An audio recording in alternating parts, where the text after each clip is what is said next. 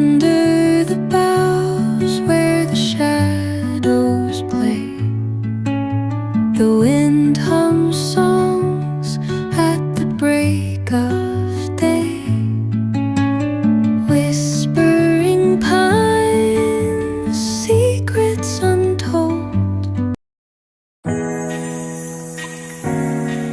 High everyone, আমি Susmita and welcome back to my channel Susmita's daily blog. তো এটা ছিল আমার ষষ্ঠীর লুক। তোমাদের কেমন লাগছে অবশ্যই কিন্তু আমাকে কমেন্ট সেকশনে জানিও।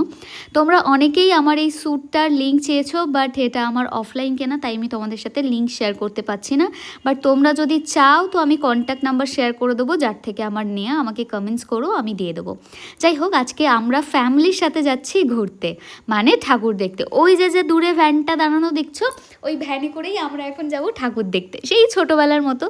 আর আমি ভ্যানে উঠেই একদম মিডিলে বসে পড়েছি, পা গুটিয়ে, মানে বাবু হয়ে বসে পড়েছি আমি আর গুল্লু। পেছনে বাবানার বাবা আর সামনে দুই মা। ছোটোবেলায় যখন আমি স্কুলে পড়তাম তখন আমরা আমাদের বাড়ির সব জেঠিমারা মিলে এরকমভাবে মোটর ভ্যানে করে আমরা ঠাকুর দেখতে যেতাম। আজকে যখন ঠাকুর দেখতে যাচ্ছিলাম, আমাকে দেখে লোকে কি ভাববে এগুলো আমি জাস্ট চিন্তাই করছিলাম না। আমি আমার ছোটোবেলার কথাগুলো মনে করে আর আমি এই মোমেন্টটাকে এনজয় করছিলাম, যে মনে হচ্ছে আবার সেই ছোটোবেলায় ফিরে গেছি। সত্যি বলছি, তোমরা কারা কারা এরকম ছোটোবেলায় ভ্যানে করে ঠাকুর দেখতে অবশ্যই জানিও। সত্যি বলবো, তখনকার দিনগুলো খুব ভালো ছিল। আর আমি গুল্লুকে আজকে বলছিলাম আজকে কটা ঠাকুর দেখছি সেগুলো কাউন্ট করতে। ও বসে বসে কিন্তু একদম সঠিক কাউন্ট। এখন আর না ওই লাইন দিয়ে ঠাকুর দেখতে আমার একদমই ভালো লাগে না, আমার সেই এনার্জিটাই আর নেই। সত্যি বলবো, অনেকের হয়তো ভালো লাগে রাত জেগে ওই ঠাকুর দেখা, হয়তো আমি বেরোলে আমারও ভালো লাগবে, কিন্তু সেই অভ্যাসটা চলে গেছে। সবার ফার্স্টেই আমরা সুরিত সঙ্গতে এসেছিলাম, এখানে এসে ভিড়ের মধ্যে আমরা ফেসে গেছিলাম। আগে জানলে সত্যি আমি লাইন দিতাম না, পুরো ঘেমে নিয়ে স্নান হয়ে গেছি। প্যান্ডেলটা অতটাও ভালো হয়নি যতটা কষ্ট আমরা করেছি। প্যান্ডেলের ভেতরে আসতেই দেখলাম এখানে অলরেডি ঝামেলা শুরু হয়ে গেছে, কারণ এখানে প্যান্ডেলটা এতটাও সুন্দর নয় যেটার জন্য এতটা জ্যাম রেখে দেবে। আর এখানকার যে কর্তৃপক্ষ ছিল, সত্যি বলছি খুব বাজে বিহেভিয়ার করছিল, আমার সেটা দেখে ভীষণই খারাপ লাগছিল। প্যান্ডেলটা এত টাকা খরচ করে নিশ্চয়ই সাধারণ মানুষের জন্যই করা, আর কিন্তু সাধারণ মানুষের সাথেই কেমন রুড বিহেভ করছিল। কিছু বলার নেই, সত্যি এটাতে আর কিচ্ছু বলার নেই। যাই হোক, তো আমরা ঠাকুর দেখতে যেহেতু এসেছিলাম, তাই ওই মোমেন্টটা ভুলে গিয়ে চলো এবার ঠাকুরটা দেখি। আর এখানে জানো তো এসে মা তো পড়েই যাচ্ছিল, মায়ের শাড়ির কুচিও খুলে যাচ্ছিল, কারণ এরা জাস্ট ভিড়টাকে দেখানোর জন্য এতক্ষণ ধরে লাইনটাকে আটকে রেখে ভিড় করছিল। আর ভিড়ের মধ্যে তো একজন আরেকজনের থেকে আগে যাবে বলে ঠেলাঠেলি হয়, এটা আর নতুন কিছু নয়। তো অনেকে যারা বয়স্ক আছে তাদের তো সমস্যা হবেই না, আমরা তাও না হয় একটু ম্যানেজ করে নিতে পারি, বাট এখানে অনেক বাচ্চা ছিল যাদের গরমে ভীষণ কষ্ট হচ্ছিল। যাই হোক, দিনটা যেহেতু কেটে গেছে তাই আর কমপ্লেন করে লাভ নেই। ঠাকুর দেখার সময় বেশিক্ষণ একদমই আমি টাইম ওয়েস্ট করিনি, ওখান থেকে তাড়াতাড়ি বেরিয়ে এসেছিলাম। এই সাইডে মাঠের দিকে একটু মেলা বসেছিল, তাই গুল্লুকে এই যে এই ছোট্ট গাড়িগুলোকে চড়াচ্ছিলাম। আর ও দেখো ভয়ও পাচ্ছিল না, কিন্তু আবার ওর মুখটাও একদম একটুকুনি হয়ে গেছিলো, দেখার মতো ছিল ওর মুখটা। কিছুক্ষণ পরে আমি ওকে জিজ্ঞাসা করছিলাম, গুল্লু কেমন এক্সপিরিয়েন্স কি? ও তো একদম চুপ করে আছে, দেখো ওর ফেসটা দেখেই বুঝতে পারবে। ও আবার গাড়ির স্টিয়ারিংয়ে ভেবে না ওটাকে জাস্ট ঘোরাচ্ছিল। দেখো কি মিষ্টি লাগছিল ওকে গাড়িটায় বসার পরেও, বলছে আমার বেশ মজা হচ্ছে। ততক্ষণে শুভও চলে এসেছিলো, আর শুভ তো ভ্যানে করে আসবে না বলে ও বাইক নিয়ে আমাদের পেছন কল্যাণগড়ে এতটা ভিড় ছিল যে একটা ঠাকুর দেখেই আমরা নমস্কার দিয়েছিলাম যে এখানকার ঠাকুর আর দেখবো না, চলো এবার স্টেডিয়ামের দিকে। কারণ আমরা ওই আর ভিড় ঠেলে ঠাকুর দেখতে তো পারছি না। স্টেডিয়ামের যে প্যান্ডেলটা সেটা একদমই ফাঁকা থাকে, তার জন্য আমরা স্টেডিয়ামের দিকে চলে আসলাম। এখানে এসে ভাবলাম একটু এত গরমে ঠান্ডা কিছু খাওয়া যাক, তাই আমরা এসেই এই লস্যিটা নিয়ে নিলাম। আর লস্যিটা বেশ ভালো ছিল, কিন্তু আমি খুব একটা বেশি খাইনি, কারণ তখনও আমার গলাটা একদম ঠিক ছিল না, খুব গলার অবস্থা খারাপ ছিল। একদম অল্প একটু আমি টেস্ট করলাম, করে তারপর আমি ভাবলাম এটা শুভকে দিয়ে দিই। জাস্ট একটু টেস্টই করেছিলাম, কারণ ভীষণ গরম হচ্ছিল, তো গরমে ঠান্ডা ঠান্ডা খেতে ভালো লাগে। কিন্তু আমার যা অবস্থা, ফার্স্টে আমি মাদেরকে দিতে গেলাম যে মারা খাবে কিনা, কিন্তু মারা বললো যে খাবে না। তার জন্য আমি বললাম এটা তুমিই খেয়ে নাও, মারা খাচ্ছে না কেউ। মা বললো না আমি খাবো না, অলরেডি মারা একটা করে ড্রিঙ্ক নিয়েছিল, তাই আমি এটা শুভকেই দিয়ে দিলাম। যাই হোক, আমাদের স্টেডিয়ামের ওখানকার প্যান্ডেল তোমরা কম বেশি সবাই দেখে নিয়েছো, নতুন করে আর দেখানোর নেই। অলরেডি হয়তো সবার প্রোফাইল পিকচার এখানে আছে, তাই নতুন করে আমি আর তোমাদেরকে বেশি প্যান্ডেল দেখাবো না। বাট স্টেডিয়ামের পাশেই আমাদের যে প্যান্ডেলটা হয় সেটা চলো তোমাদেরকে দেখাই। আমি এই থিমটা তোমাদেরকে ফার্স্ট ডেতেই ভিডিওতে দেখিয়ে দিয়েছিলাম, তখন ফাঁকায় ফাঁকায় এসেছিলাম, এখনও স্টিল এটা বেশ ফাঁকা আছে। তো আমার বেশ ভালো লেগেছে এই প্যান্ডেলটা। প্রতি বছর এটা ছোট্টর মধ্যে সিম্পলের মধ্যে বেশ ভালোই প্যান্ডেল করে, আমার বেশ ভালো লেগেছিলো। আর এটা তো গুল্লুর জন্য একদম পারফেক্ট প্যান্ডেল ছিল, কারণ সারা প্যান্ডেলটায় অ আ ক খ এইসব লেখা ছিল, মানে বাচ্চাদের জন্য একদম পারফেক্ট একটা প্যান্ডেল। আর এই প্যান্ডেলে এসে জানো তো, আমার ছোটোবেলার মানে হচ্ছে আমার স্কুল লাইফের একটা বন্ধু আর তার বউয়ের সাথে যারা দেখা আমার হয়ে ব্লগে গেছিল। অনেক দিন ধরে আছো তারা হয়তো ওকে চিনতে পারবে। ওর বিয়েতে আমি আর শুভ গেছিলাম। ওর বিয়ের একটা ব্লগও আমার এই চ্যানেলে অলরেডি আপলোড আছে, তোমরা অনেক আগে হয়তো দেখেছিলে। এই হচ্ছে গৌরব আর এটা হচ্ছে ওর বউ। তো আমি ওদেরকে বললাম একটু হাই করতে, তো ওরা বেশ দেখো হাইও করে দিল তোমাদেরকে।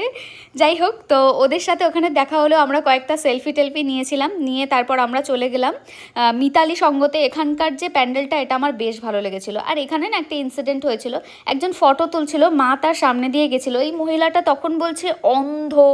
আমি মানে বুঝতে পারি না, পুজোর সময় এই ইনসিডেন্টগুলো হয়ই, মানে উনি বা কেমন, ওনার মেয়েরই বা শিক্ষা কেমন। যাই হোক, যে এরকম একটা ভদ্রমহিলাকে দেখে এরকম জাস্ট র্যান্ডাম একটা কমেন্ট পাস করে দেয়, মানে মাটা কমেন্ট পাস করছে, তার মেয়ে তাহলে কেমন হবে। যাই হোক, পুজো প্যান্ডেলে এত ভাবলে চলে না, কারণ আমাদের সাথেও এরকম হয়, বাট আমরা হাসি মুখে সেগুলোকে অ্যাকসেপ্ট করে নিই।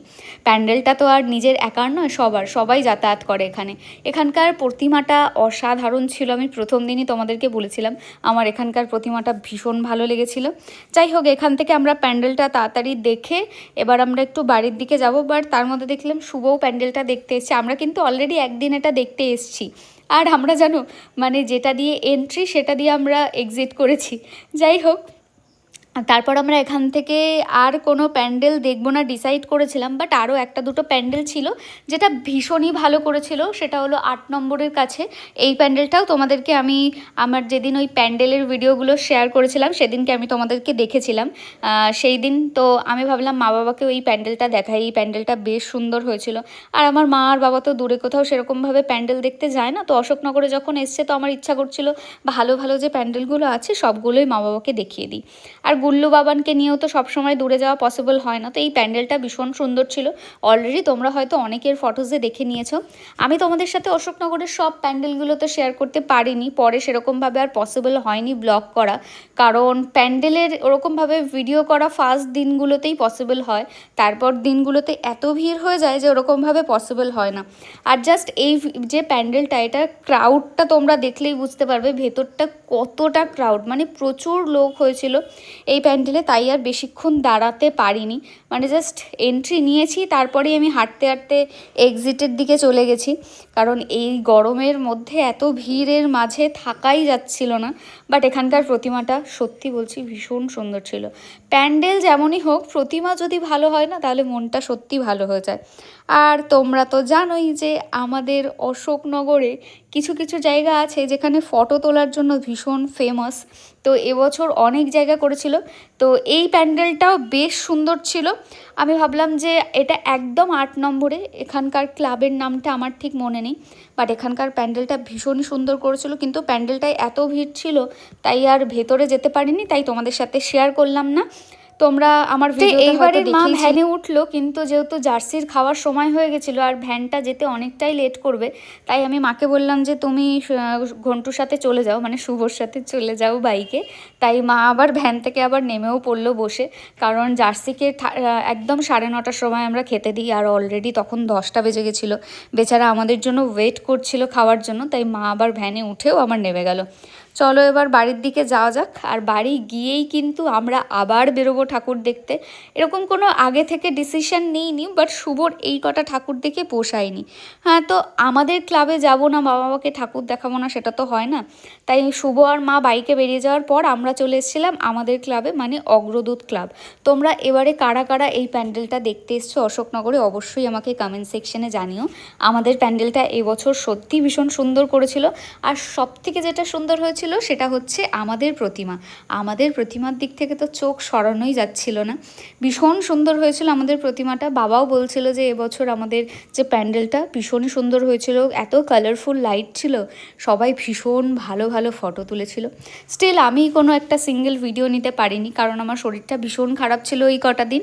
আর প্যান্ডেলে গিয়েই আমার তারপর আরও দুটো বোনের সাথে দেখা হয়ে গেল, যারা আগের দিন আমার বাড়িতে এসেছিল আমার সাথে দেখা করতে। তোমাদেরকে তো বলেইছিলাম ওদের আমাদের ক্লাবের আশেপাশেই বাড়ি, তাই ওরাও চলে এসেছিলো প্যান্ডেলে, তা ওদের সাথেও দেখা হয়ে গেল। তাই ভাবলাম ওদের একটা ক্লিপ নিয়ে নিই। আর ওরা আমাকে বলছিল যে আমার হেয়ার স্টাইলটা এবার একটু চেঞ্জ করো, বাট তোমরা তো জানোই যে আমি চুলটা হেয়ার স্টাইল কী আর চেঞ্জ করবো, আমার এই একটাই hair style. By the way, এখান থেকে যাওয়ার পরে তারপর একটা ফুচকার দোকান থেকে আমরা দাঁড়িয়েছিলাম, সবাই যার যা পছন্দ সেটা খাবে বলে আমরা দাঁড়িয়েছিলাম আমাদের। আর জানো তো আমার বাবা আমার মতো ফুচকা খেতে ভীষণ ভালোবাসে।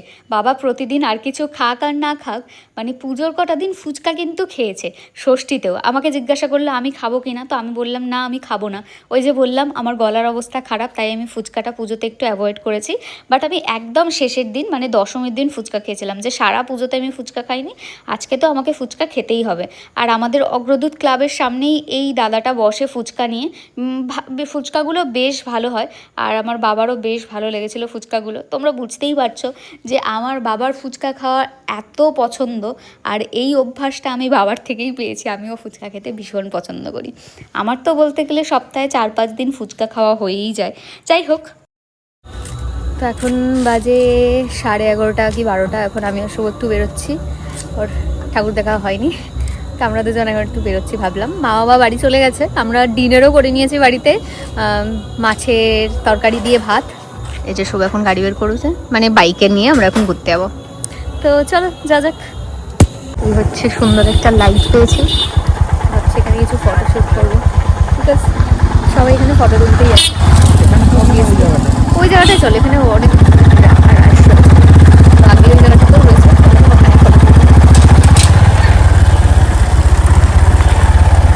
ওখানে ফাঁকা আছে, তারপরে এখানেই ফটোগুলো তুলে নিই। চলো फोटो खींचते हैं भाई यहाँ पे। ভালো সেট আপ, ফটো তোলার জন্য পারফেক্ট।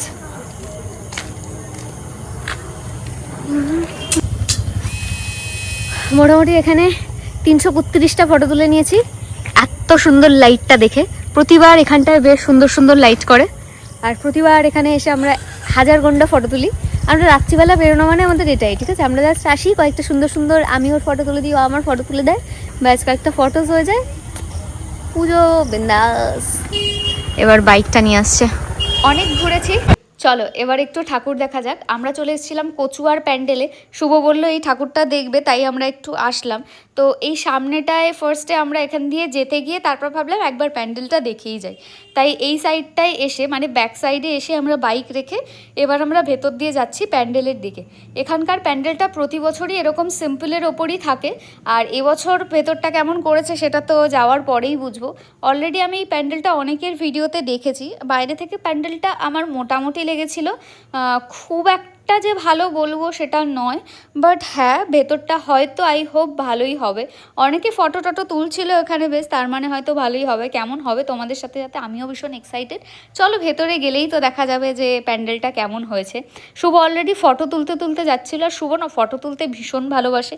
এই দিক থেকে আমি ভীষণ লাকি যে আমার ভীষণ ভালো ভালো তোমরা যা ফটো দেখো সেগুলো সব কিন্তু আমার এই পার্সোনাল ফটোগ্রাফার তোলে, মানে শুভ তোলে। ও ভীষণ ফটো তুলতে পছন্দ করে, সেটা নেচার হোক বা আমার হোক, ওর ফুল গ্যালারিতে শুধু আমার আর নেচারের ফটো থাকে। এই দেখো এখানকার প্রতিমাটা একদম সেই পুরোনো দিনের প্রতিমার মতো হয়েছে না, একদম সেই স্কুল লাইফে যেমন আমরা দেখতাম যেরকম। এখন তো অনেক নানান রকমের স্টাইলে প্রতিমা তৈরি হয়, কিন্তু আগেকার দিনে প্রতিমাগুলো সব এরকমই হতো।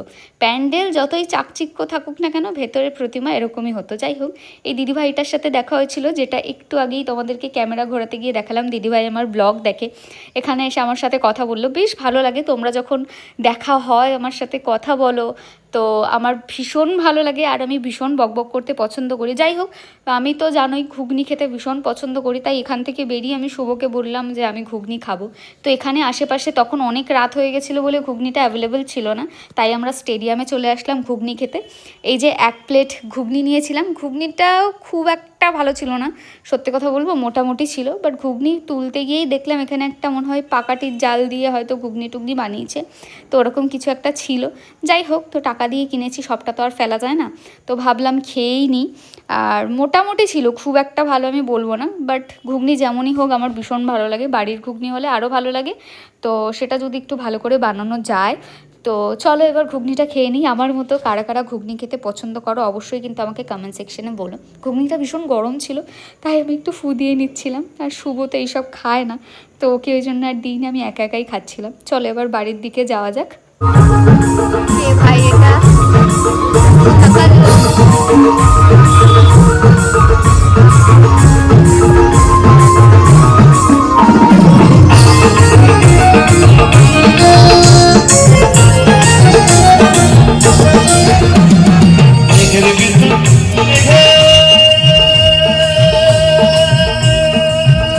আমি কিন্তু সারা পুজোতে কলকাতার ঠাকুর দেখতে যাইনি। ইনফ্যাক্ট আমি এখনও পর্যন্ত কোনো দিনও কলকাতার ঠাকুর দেখতে যাইনি।